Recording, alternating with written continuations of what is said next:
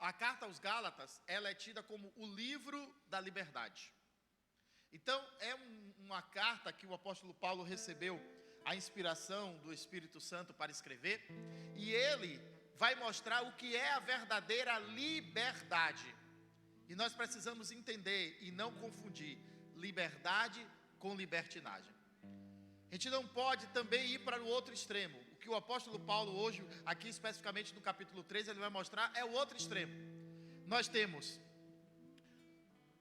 as prisões, a libertinagem, que são os dois extremos, e nós temos o ponto de equilíbrio, que é o que Deus quer para nós, que é a liberdade em Cristo Jesus. Amém? Então, vamos ler aí no capítulo 3. Eu vou ler o capítulo todo, ele é curto, vou ler bem rápido, e aí depois a gente vai dissecando versículo por versículo. Hoje eu peguei aqui a Bíblia do pastor Davi, que a minha ficou no carro, mas não estou conseguindo achar. Capítulo 3 aqui, diz assim: Ó insensatos Gálatas, quem vos fascinou para não obedecerdes à verdade e à voz, perante os olhos de quem Jesus Cristo já foi representado como crucificado? Só quisera saber isto de vós: recebeste o Espírito pelas obras da lei ou pela pregação da fé? Sois vós tão insensatos que, tendo começado pelo Espírito, acabeis agora pela carne? Será em vão que tenhais padecido tanto? Se é que isso também foi em vão. Aquele, pois, que vos dá o Espírito, que opera maravilhas entre vós, os faz pelas obras da lei ou pela pregação da fé? É o caso de Abraão, que creu em Deus e isso lhe foi imputado como... Sabei, pois, que os que são da fé são filhos de Abraão. Ora, tendo a Escritura previsto que Deus havia de justificar pela fé os gentios, anunciou-lhe primeiro o Evangelho a Abraão, dizendo: todas as nações serão benditas em ti. De sorte que os que são da fé são benditos com o crente Abraão. Todos aqueles, pois, que são das obras da lei, estão debaixo da maldição, porque está escrito: maldito todo aquele que não permanecer em todas as coisas que estão escritas no livro da lei, para fazê-las. É evidente que, pela lei, ninguém será justificado diante de Deus, porque o justo... Ora, a lei não é da fé, mas o homem que fizer estas coisas por ela... Cristo nos resgatou da maldição da lei, fazendo-se maldição por nós, porque está escrito: maldito todo aquele que for pendurado no... Para que a bênção de Abraão chegasse aos gentios por Cristo Jesus, e para que, pela fé, nós recebamos a promessa do Espírito. Irmãos, como o homem fala, se o testemunho de um homem for confirmado, ninguém o anula e ninguém lhe acrescenta alguma coisa. Ora, as promessas foram feitas a Abraão e à sua posteridade. Não diz e às posteridades, como falando de muitas, mas como uma só: é a tua posteridade, que é de Cristo. Cadê o 17? Mas digo isto, que tendo sido o testamento anteriormente confirmado por Deus, a lei que veio 430 anos depois não invalida, de forma a abolir a promessa. Porque se a herança provém da lei, já não provém da promessa, mas Deus, pela promessa, a deu gratuitamente a Abraão. Logo, o que é a lei? Foi ordenada por causa das transgressões, até que viesse a posteridade a quem a promessa tinha sido feita, e foi posta pelos anjos na mão de um medianeiro. Ora, o medianeiro não é de um só, mas Deus é um. Logo, a lei é contra as promessas de Deus? De nenhuma sorte, porque se dada fosse uma lei que pudesse vivificar, a justiça, na verdade, teria sido pela lei. Mas a Escritura encerrou tudo debaixo do pecado, para que a promessa pela fé em Jesus Cristo fosse dada aos crentes. Mas, antes que a fé viesse, estávamos guardados debaixo da lei e encerradas para aquela fé que havia de se manifestar. De maneira que a lei nos serviu de aio para nos conduzir a Cristo, para que, pela fé, fôssemos justificados. Mas, depois que a fé veio, já não estamos debaixo de aio, porque todos sois filhos de Deus pela fé em... Porque todos quanto fostes batizados em Cristo, já vos revestistes de Cristo. Nisto não há judeu nem grego, não há servo nem livre, não há macho nem fêmea, porque todos vós sois um em Cristo, e se sois de Cristo, então sois descendentes de Abraão e herdeiros conforme a promessa. Feche seus olhos. Meu Deus, meu Pai, esta é a porção da Tua palavra nesta manhã, que ela possa ser como pães e peixe em nossas mãos, que possamos nos alimentar e ver a multiplicação para alimentar os que estão ao nosso redor. Faz, Senhor, com que essa palavra possa gerar frutos em nossas vidas, em um santo nome de Jesus. Amém. Podeis assentar, por favor?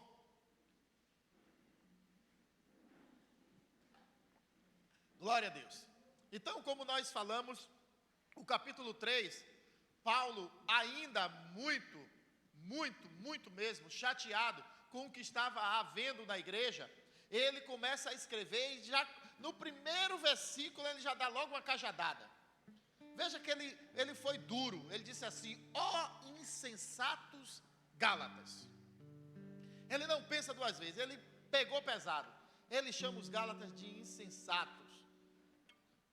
E por que Paulo chama os Gálatas de insensatos?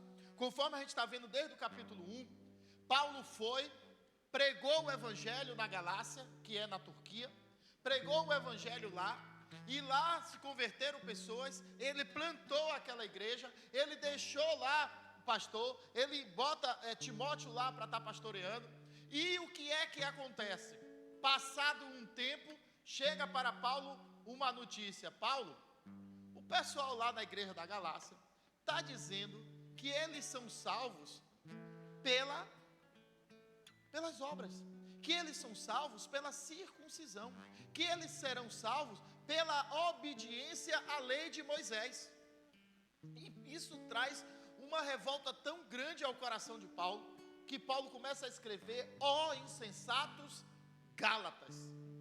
Vamos ler de novo aí os versículos 1 e 2. Observe como ele diz: ó insensato Gálatas, quem vos fascinou, ou seja, quem vos iludiu, quem ludibriou, quem enganou vocês para não obedecerdes à verdade perante Cristo que foi representado na cruz. Ou seja, cadê? Trouxe a capinha aqui, cadê a capinha? A capinha do microfone, esqueci, larguei em algum lugar aí. Mas voltando, ele se chateia com esse povo, porque esse povo esqueceu de tudo, só quisera saber isto de vós: recebeste o Espírito pelas obras da lei ou pela pregação? Paulo só aí ele já matou toda a charada. Ele olha para aquele Gálatas, olha escrevendo, e ele diz assim: peraí, vocês estão achando que vocês serão salvos porque obedecem à lei, vocês estão achando que serão salvos porque fizeram a circuncisão, mas vocês receberam o Espírito Santo pela lei ou pela fé em Jesus Cristo? E aí, essa pergunta eu faço hoje a essa igreja: vocês receberam o Espírito Santo de Deus por uma lei, por um regimento, por um ato de dizer: agora eu já não faço mais isso, agora eu não bebo mais, agora eu não fumo mais, agora eu não minto mais? Ou vocês receberam pela fé? Pela fé. Essas outras coisas nós vamos deixando elas sim, porque a libertação em Jesus ela é contínua. Mas não foi por um ato, um sacrifício seu. Porque eu dei todo o meu salário no altar, eu me lancei. Não é isso que te traz salvação não, irmão. O que te traz salvação é a fé em Jesus. E é isso que tem que ficar bem claro para nós. Os cristãos da Galácia começaram a querer fazer circuncisão de novo, invalidando todo o sacrifício de Jesus. Porque a circuncisão é obra da lei. E a gente vai ver nessa manhã para que serve a lei. E as pessoas ali esquecendo de tudo que Paulo pregou. E E hoje isso ocorre muito.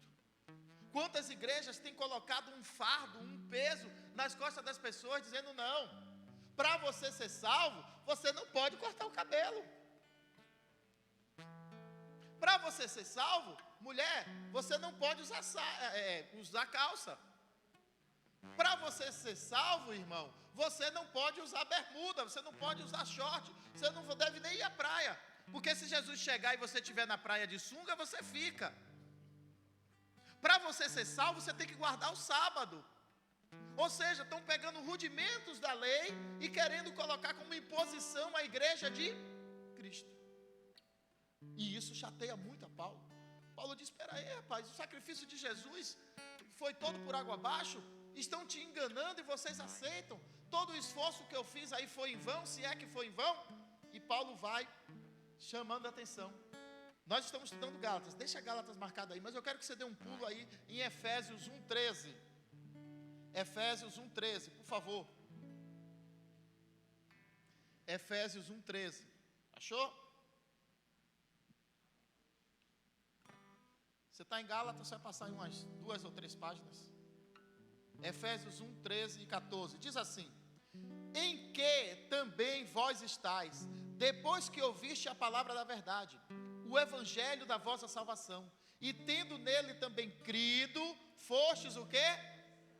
Selados com o quê? O qual é penhor da nossa herança, da redenção da possessão de Deus, para louvor da sua. Paulo também está escrevendo aqui a igreja de Éfeso, reforçando o que ele está dizendo para Gálatas. Olha, ele está dizendo: o que selou o Espírito Santo em você não foi a circuncisão, foi o acreditar em Cristo. Quando a gente realmente acredita, e esse é o cerne do Evangelho, esse é o foco do Evangelho, esse é o propósito do Evangelho, é o acreditar que Deus se fez homem, nasceu de uma virgem, cresceu, pregou o Evangelho, morreu, crucificado, ressuscitou ao terceiro dia e subiu aos céus. Se eu creio que esse percurso foi feito por Jesus Cristo, para que pagasse pelos meus pecados, pelos seus pecados, e eu creio nisso de forma verdadeira, automaticamente eu recebo o Espírito Santo. Às vezes as igrejas confundem receber o Espírito Santo com ser batizado, no Espírito Santo, ser batizado em receber o dom de língua. Isso é outro estágio. Mas é fato, quando o homem se converte, ele automaticamente recebe o Espírito Santo dentro de si. Porque quando ele crê, automaticamente nos céus bate lá a mensagem: alguém creu. Automaticamente o céu envia o selo, que é o Espírito Santo. Ele passa a morar dentro da pessoa, para começar a fazer aquela limpeza, que, como eu disse logo no início, é contínuo. Você vai dia a dia largando.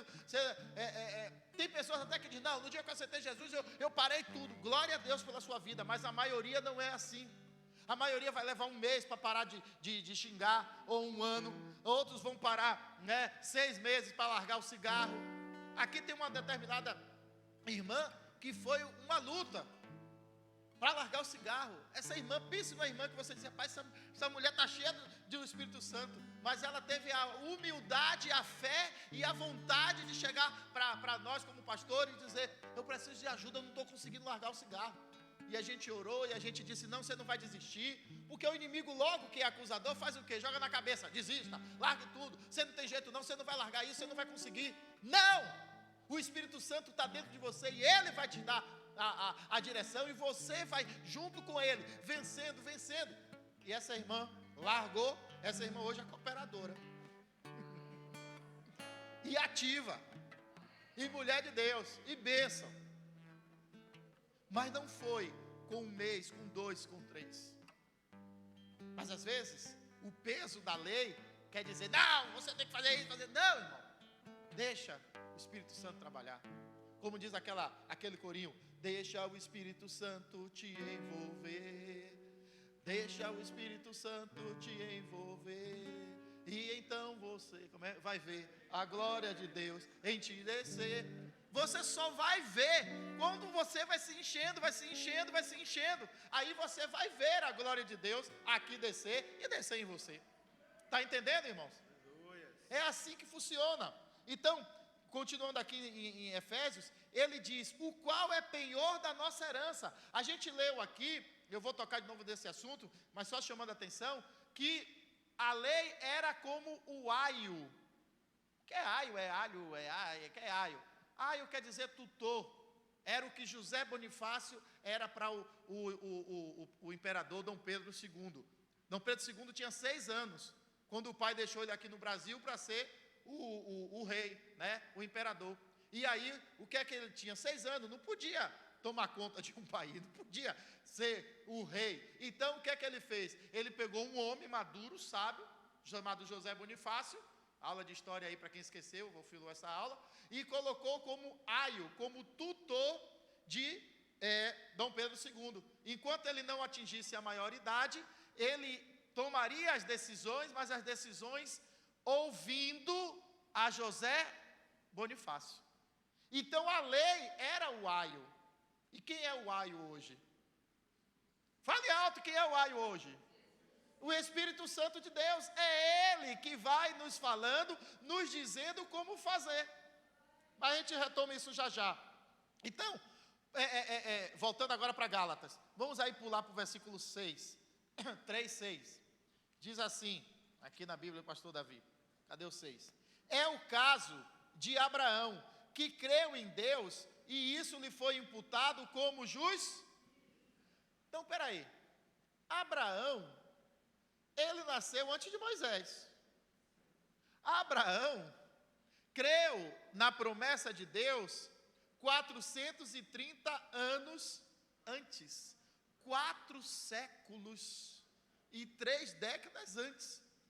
E ele creu em quem? Em Deus. Creu na promessa de quê? De Deus. E a Bíblia diz que isso lhe foi imputado bora ler o 7. Sabei, pois, que os que são da fé são filhos de Abraão. Eu sou filho de Abraão. Pela fé. Eu não sou judeu. Que isso fique bem claro. Nem você, creio eu, né? Mas eu sou filho pela fé de Abraão, sim. Porque Abraão foi lhe imputado fé. Versículo 8. Ora, tendo a Escritura previsto que Deus havia de justificar pela fé os gentios, anunciou primeiro o evangelho rapaz, então peraí. Olha qual foi a jogada de Deus. Lá na frente, vai ter um povo chamado gentil, que será todo o povo que não for de Israel, e esse povo, eu vou salvá-los. E como é que eu vou salvá-los se eles não são judeus? Porque o judeu, ele vai ser salvo pela obediência à fé, à lei. Mas os gentios, como é que serão? Serão salvos pela quê? Pela fé em Jesus. Nesse primeiro momento. Então, nós vemos aqui que houve um plano de justificação. Diga comigo, justificação. Mas aí a pergunta é, o que é justificação? Eu vou pegar uma definição aqui bem simples. Justificação é o processo judicial pelo qual uma pessoa pecadora é declarada como justa diante de Deus. Judicial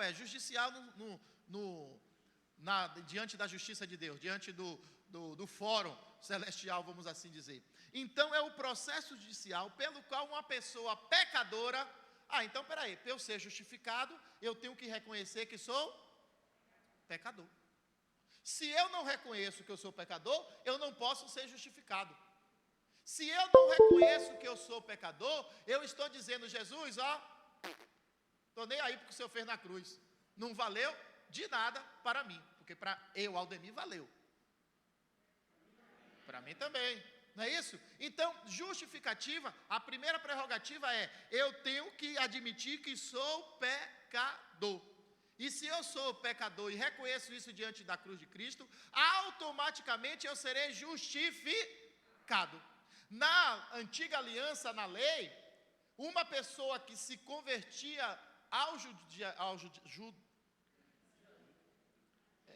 judaísmo, eu queria falar judianismo, imagine, né?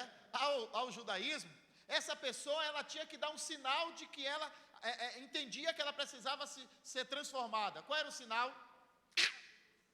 Fimosa. Fazia a circuncisão. Esse era o sinal de que então ela seria justificada pelo Deus de Abraão, Isaac e Jacó. Hoje, essa circuncisão é aonde? É aonde? No coração. É a fé que nos leva para isso. Então, nós não somos justos. Ninguém aqui é justo. Não, eu também não sou. E por que não somos justos? Porque somos pecadores. Isso já explicamos aqui milhares de vezes. Diga assim comigo: eu não sou justo, mas eu sou justificado. Você pode dar um glória a Deus? Entendeu? Você não é justo, eu não sou justo, porque as nossas obras nos condenam. Quem aqui já pecou hoje? Só eu e mais uns dois. Que bom, o pessoal está tudo santo aqui. Só tem santo aqui, que bom. Essa é a igreja do Senhor, cheia de santo, que o Senhor vai arrebatar agora. Eu já pequei hoje. Talvez não tenha pecado por um ato, mas pequei por pensamento. Porque dentro, por detrás dessa camisa habita um homem. Um homem que falha, um homem que peca.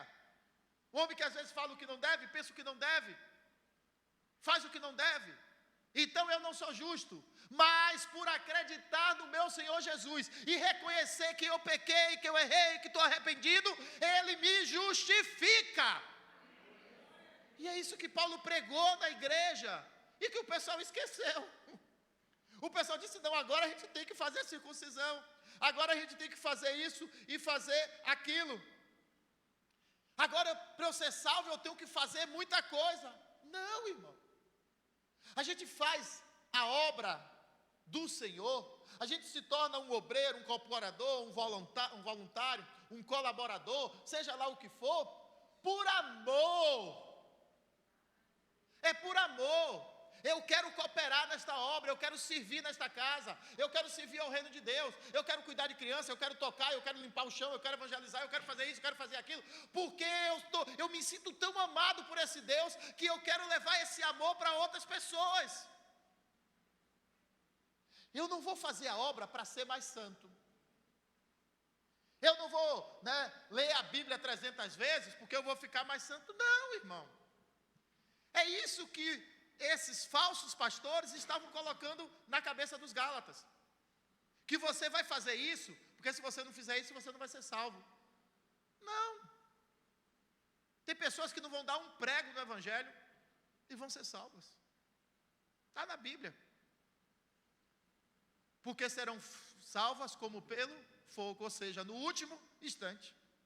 Conheceu a Jesus, se converteu com 20 e poucos anos, passou 50 anos fora da presença. Quando já estava lá com os 80, ficou dodói e lembrou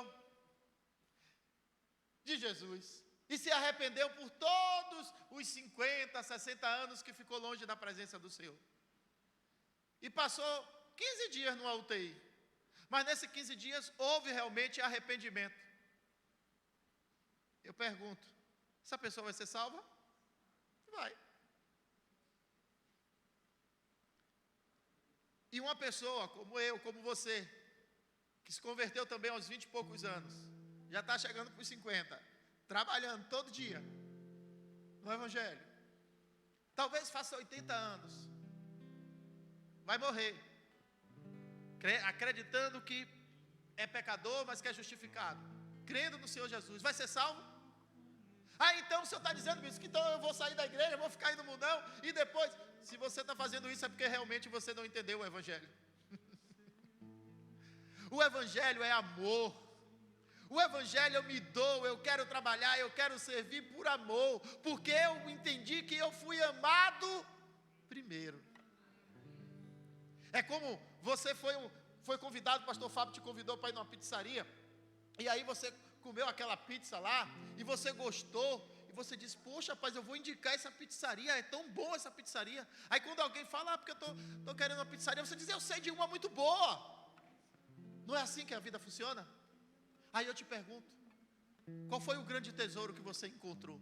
E que você é capaz de ir e vender tudo, ou seja, se desfazer de tudo que você tem, tão somente para comprar aquele campo que tem aquela joia preciosa. É uma parábola. Eu te pergunto, qual foi o grande tesouro que você encontrou? Jesus. E esse tesouro, quando você realmente entende ele, você não quer só para você. Você quer pegar esse seu tesouro e dividir. Você diz assim: olha, vai, chama todos aí, traz coxo, traz cego, traz capenga, traz doente, traz novo, traz velho, traz todo mundo. Eu quero que todo mundo conheça a esse Jesus. E como é que eles conhecerão se não houver quem pregue? Então, Senhor, eis-me aqui. É isso. É isso que é entender o Evangelho. É isso que Paulo estava pregando para os Gálatas.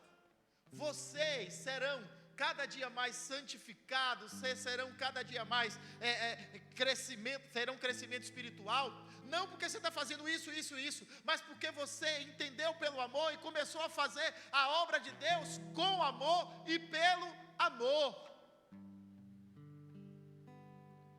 Não é porque você guarda o sábado, não é porque você jejua, 4 vezes por semana, não é porque todo sábado você vai para Itapuã, sobe a duna, diz que está no monte, que você vai ser salvo. Pode continuar fazendo isso, é bênção, mas não ache que é isso que te traz salvação. Não venha achar que é isso que vai te fazer mais homem de Deus ou mulher de Deus, porque senão a gente começa a achar que tudo que a gente está crescendo espiritualmente, que a gente está aprendendo, é esforço nosso. Não! Quem fez o esforço, fez na cruz. Foi Ele que fez tudo. Ele fez tudo. Não é isso que a Bíblia diz? Que todo o sacrifício foi ali na cruz? Se foi feito todo o sacrifício, o que eu vou fazer vai acrescentar o quê? E se você está entendendo mesmo, também você não está dizendo: então já que o que eu faço não vai adiantar muita coisa, então eu não preciso fazer nada. Não é isso que eu estou dizendo. Eu estou dizendo que você vai cada dia querer fazer mais, mas por amor, e não achando porque você faz, você vai ser reconhecido, que Deus vai te dar mais prosperidade, mais saúde, mais dinheiro. Não! A proposta do Evangelho não é essa. Inclusive você pode fazer muito mais e Deus não te dá nada. E se você é crente de verdade, filho de Abraão, você vai dizer: se Deus fizer, Ele é Deus. Se não fizer, Ele é Deus. Se a porta abrir, Ele é Deus. Mas se fechar, eu não adoro. Eu adoro pelo que Ele é.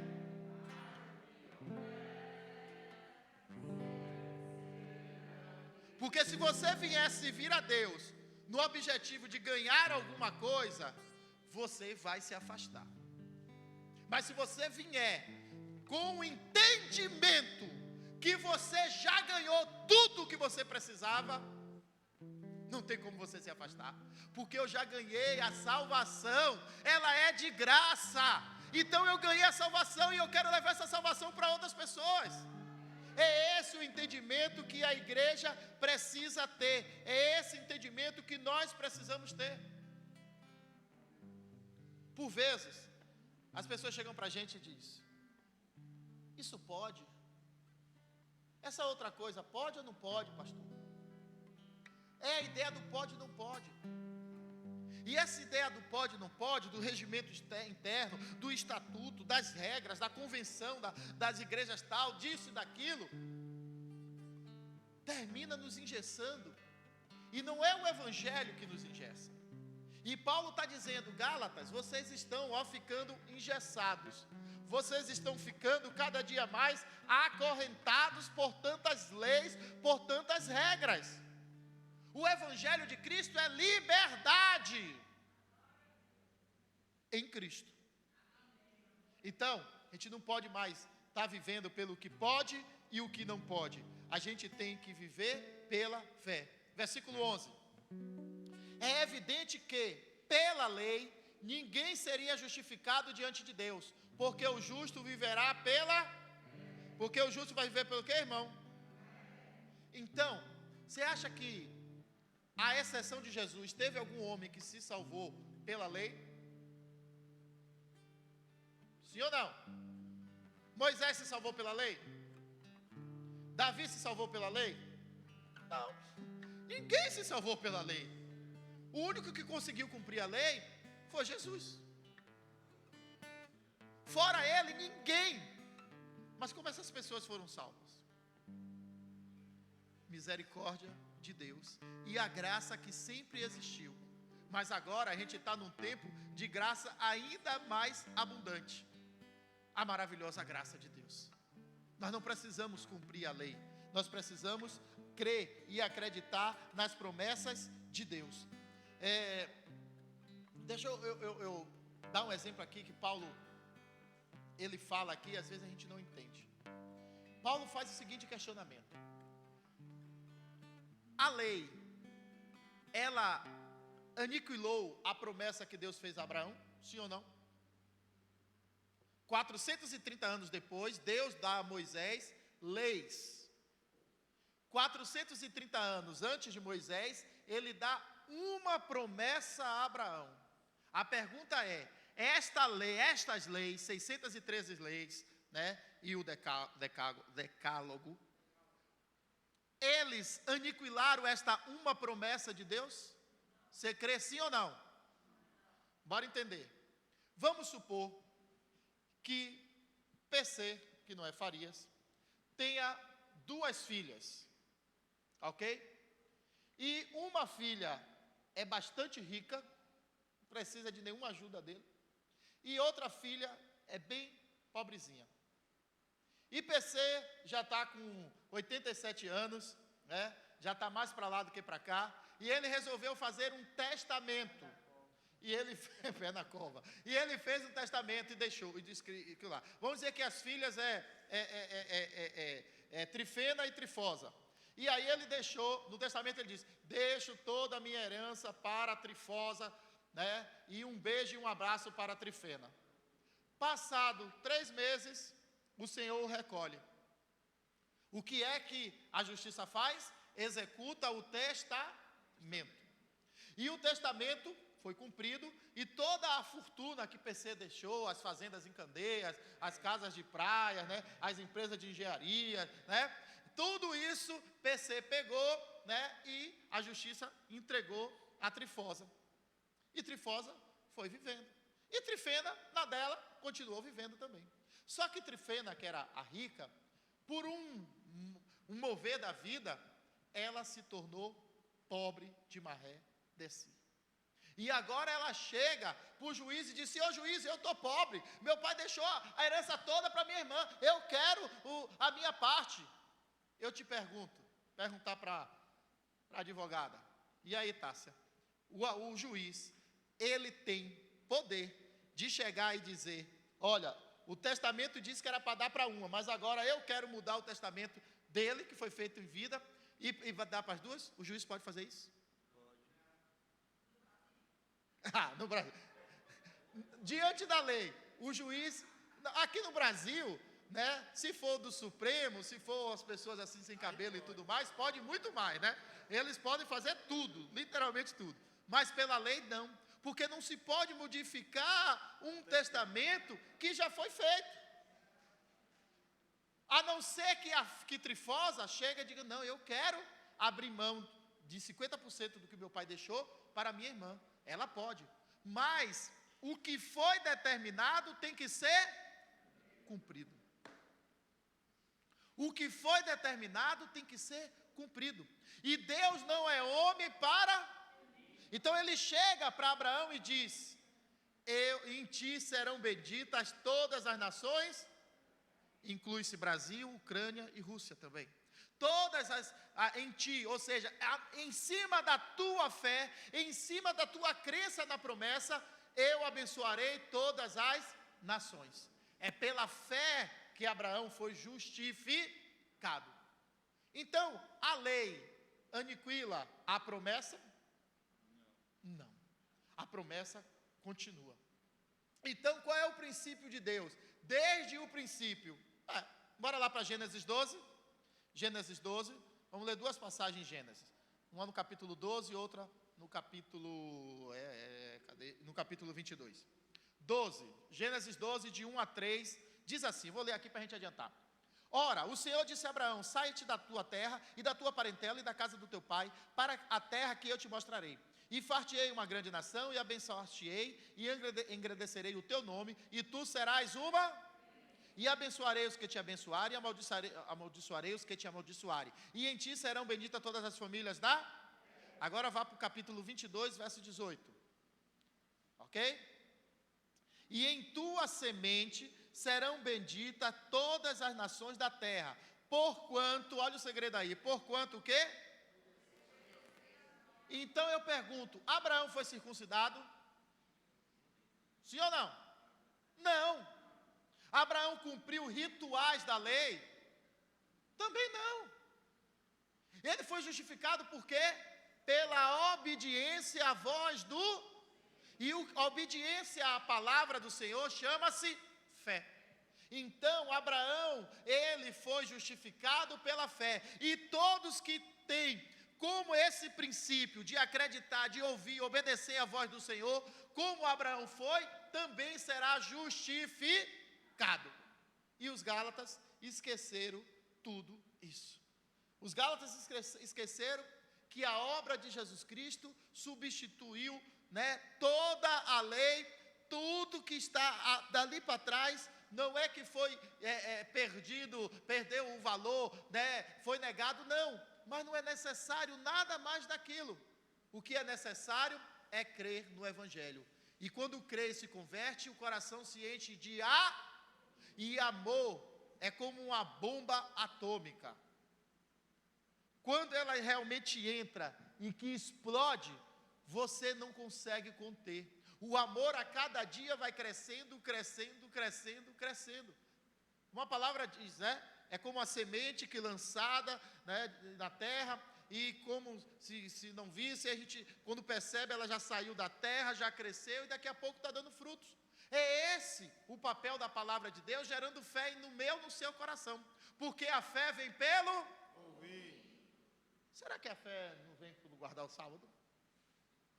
Será que a fé não vem por eu ficar 2 horas de joelho orando, ou então orando de cabeça para baixo, empedurado numa árvore? Será que a fé não vem porque eu dei meu carro no altar? Irmãos, isso tudo é fichinha diante do que é o Evangelho. A fé vem pelo ouvir a palavra de Deus, e a palavra de Deus diz que eu tenho que me santificar a cada dia. Se eu estou me santificando a cada dia, então eu estou vivendo pela fé, porque o justo vai viver pela fé. As pessoas pegam isso fora do contexto e dizem, não, você vai viver pela fé. Largue seu emprego, Marão, porque você toca muito bem, mas você tem que tocar todo culto, Marão. Então larga seu emprego, vem para cá, você vai viver pela fé. Não é isso, irmão. Deus chama uns sim. Deus tem um chamado para alguns pastores, alguns músicos, e outras pessoas, para realmente prover para eles um meio de sustento de vida, para eles não trabalharem mais em lugar nenhum e viver exclusivamente da obra. Isso é fato, isso existe. Mas isso não quer dizer que é para todo pastor, que é para todo músico e é para toda pessoa. Não é isso que é viver pela fé. Não, você vai dar seu apartamento aqui no altar e você vai ver que Deus vai te honrar, você vai ter uma mansão. Isso é ganância. Você está achando que é evangelho do reino, é investimento, que você botou 100 e vai recolher 100 vezes mais. Se você tem dúvida sobre isso, assista, é na próxima quinta-feira que vai passar, Deixou programado para a próxima quinta-feira, pastor Fábio? Isso. Então, na próxima quinta-feira, a gente vai estar aqui, presencialmente, e você que não vier para a igreja, você vai assistir o da quinta-feira passada, onde o pastor Fábio pregou sobre isso. Que a pessoa, quem der 100 vai receber 10 mil? Se você der 100 reais na igreja, você vai receber 10 mil? Foi isso que Jesus disse? Não, quem estava aqui quinta-feira, aprendeu. E quem não estava, na próxima quinta, vai estar liberado o vídeo, pode assistir. Então, nós precisamos entender que o Evangelho de Cristo é amor. Bora caminhando aqui já para o final. Versículos 17 e 18. Aí em Gálatas 3. Mas digo isto, que tem sido o testamento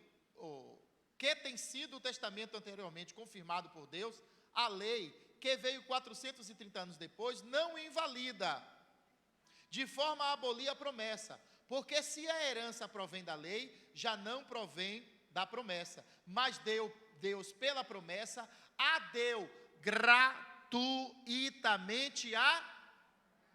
Está claro o que o apóstolo Paulo escreveu? Está muito claro o que ele escreveu? Ele está dizendo que Abraão recebeu de forma gratuita a fé, e por isso ele foi justificado. Então não é a lei que justifica o homem. Bom, beleza, estou entendendo, mas uma coisa que eu não entendi ainda. Então para que Deus deu a lei? Não é uma boa pergunta? Se o justo viverá pela fé. Se Abraão, recebeu a justiça pela fé, por que Deus então deu a lei, irmãos? Isso às vezes fica latejando aí, essa pergunta. Paulo deu a resposta, versículo 19, achou aí? Logo, para que a lei? Foi ordenada por causa das... Então a lei existiu por causa do pecado, até que viesse a posteridade, ou seja, até que chegasse o tempo a quem a promessa tinha sido feita, e foi posta pelos anjos na mão de um mediano. Bora parar para entender isso aqui direitinho. Aqui está dizendo que a lei foi dada por causa das nossas transgressões. Luiz Miguel. É Luiz Miguel, né? Não, é o que, Miguel? É Luiz Miguel? João Miguel. Acho que eu troquei cheguei e ficou olhando assim para mim sem entender nada. João Miguel tem quantos aninhos? 3 aninhos. Eu te pergunto, os pais, Tiago ali e Tássia, estão criando João Miguel, e eles não colocam nenhuma regra, nenhuma lei sobre João. A criança nasce sem lei alguma. Ela vai crescendo, isso já deve ter acontecido, porque ele já está com 3 anos. Chega uma fase que ele quer dar tapinha na cara dos pais. Sim ou não? Já aconteceu isso? Pronto. Aí o que é que o papai faz? Vai deixando. É isso? Não. A gente começa a dizer, não se bate no rosto de ninguém. Não é só de papai e mamãe não, porque senão a criança vai entendendo que no de papai e mamãe não pode, mas pode no irmãozinho, pode na vovó, pode na titia, não é assim? Então, se deixar a criança sem leis, ela vai crescendo e achando que tudo que ela faz é correto. Ou seja, se você não dá limites a essa criança, você depois pode cobrar alguma coisa dela? Então, Deus deu a Abraão uma promessa e também deu direção, sim ou não?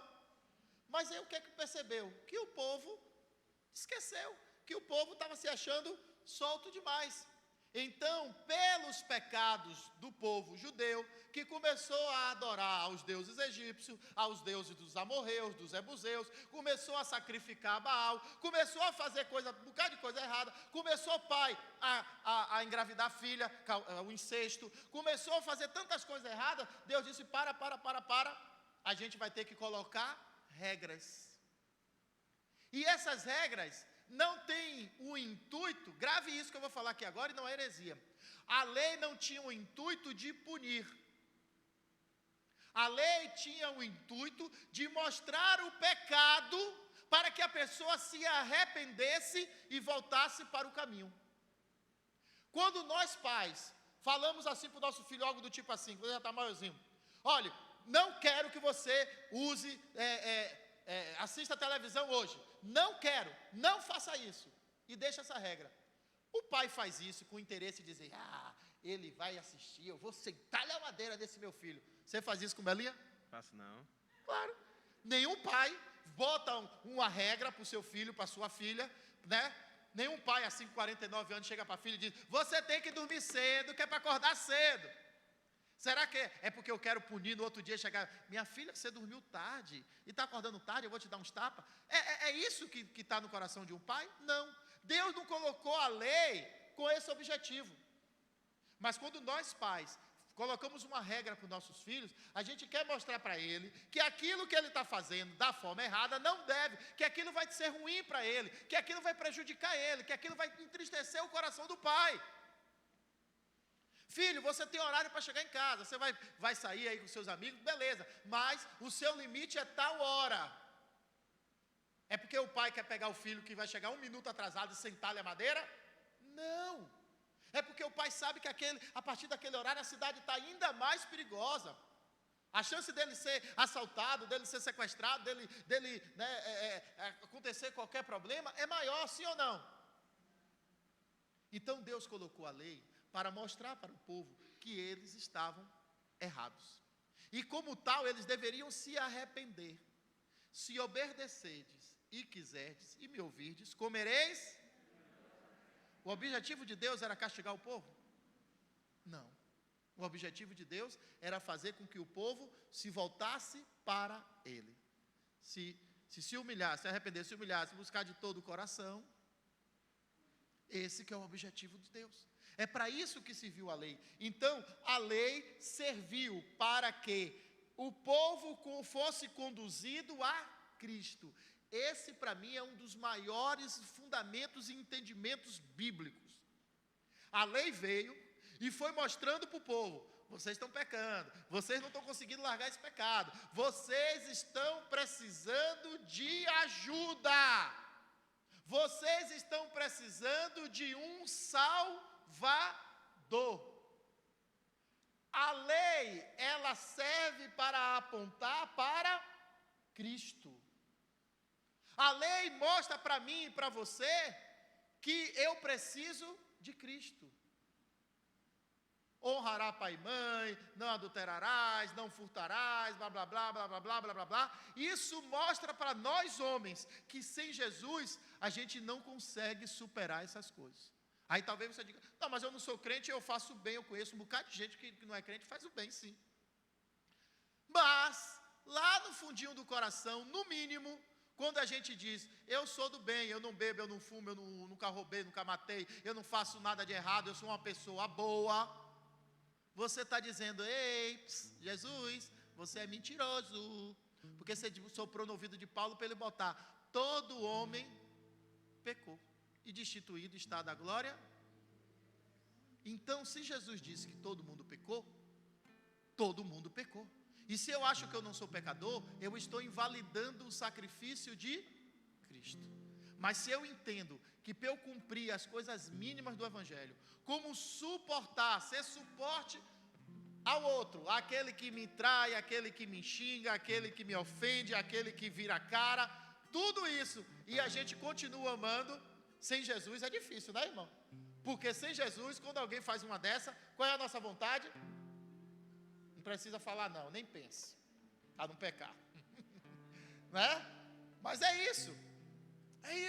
Mas a lei tem esse propósito, é fazer com que o pecado ficasse à mostra. Esse é o papel da lei. Entendeu, irmãos? Sim ou não? E aí, terminando, o apóstolo Paulo, ele aí dá até uma aliviadazinha. Veja aí no versículo 26. Ele diz assim: porque todos sois filhos de, pela fé em Cristo. Olha aí. Porque todos sois filhos de Deus pela fé em Cristo Jesus. Paulo, começa chamando de insensato, de isso, daquilo, que está sendo enganado, mas ele aí dá um alívio. Ele diz: olha, todos são filhos de Deus. E aí ele vai continuar dizendo assim: não há mais judeu nem grego. A salvação em Jesus não é só para o judeu, é para o grego, ou seja, é para o gentil. Não há macho nem fêmea, onde a igreja inclusiva é aquela igreja, que pega versículo como esse aqui e diz: está vendo? Jesus disse que não há macho nem fêmea, então você pode ser o que você quiser. Entendeu, né, irmão? Posso ser mais claro do que isso não, tá bom? Está sendo gravado. Deu para entender? Então esse versículo aqui não está dizendo que não é macho nem fêmea, não é isso. Aqui está dizendo que não é só o homem que vai ser salvo, não é só a mulher, que a mulher não vai ficar dependendo do homem para ser salvo, como pregava-se, né? que o homem então vai depender da mulher. Não existe isso. A salvação é individual. Se você é mulher, está na presença do Senhor, seu marido não quer nada, azar dele. Você vai ser salva. Se também você está na presença do Senhor e sua mulher não quer nada, azar dela. Mas a Bíblia diz que a mulher santa santifica seu esposo. Isso, a mulher vai dando o tempo todo sinais de santificação para ele acordar. Mas se ele não acorda, afinal de contas, se Deus não tem neto, também Deus não tem genro, não. Porque se eu sou filha de Deus, então meu marido é genro de Cristo? Não. Cristo não tem neto, Deus não tem neto, Deus não tem genro, Deus não tem sogra, né? Jesus nem casou, né? Não tem nada disso. A salvação é individual. Se você está na presença do Senhor, não, porque eu e minha casa seremos salvos. Sim, meu irmão, essa deve ser a nossa fé. A gente tem que buscar isso. Mas isso não quer dizer que pelo fato de você estar na igreja, que toda a sua família vai ser salva. Não, pode acontecer de você ser salvo e seu filho não ser. De você ser salvo, né? E sua esposa não ser. E vice-versa. É isso que Paulo está dizendo. Irmãos, vocês não serão salvos porque fez uma circuncisão. Vocês não serão salvos porque veste determinado tipo de roupa. Vocês não serão salvos porque é da igreja A que guarda tal dia, é da igreja B que guarda tal dia. Vocês serão salvos mediante a fé. Deu para entender? Então, deixa eu deixar aqui dois desafios para você. Primeiro, eu vou pedir que vocês leiam durante a semana Gênesis 12. Gravou? Gênesis o quê? 12. Gênesis 22, que eu li aqui só alguns versículos. E Efésios capítulo 1. Tá bom? Então vocês vão ler esses 3 capítulos. Gênesis 12, Gênesis 22 e Efésios 1. Para que você possa solidificar o conhecimento agora para amanhã. E outra coisa que eu vou pedir é que vocês passem a semana toda orando e pedindo a Deus: Senhor, dai-me entendimento. Se eu estou ainda preso a algo da lei, que eu não esteja mais. Eu quero literalmente viver pela graça, não só entender que o Senhor, que eu sou salvo pela graça, mas que eu também vivo pela fé, mas pela graça. Ou seja, não é pelo que eu faço ou deixo de fazer que o Senhor me ama. O Senhor ama a mim de qualquer maneira. Agora, eu abro mão do pecado, eu abro mão do meu querer, porque eu quero te adorar. Eu quero ter as mãos limpas e o coração puro, para que eu possa adentrar no santuário e te adorar. Amém? Se coloque em pé.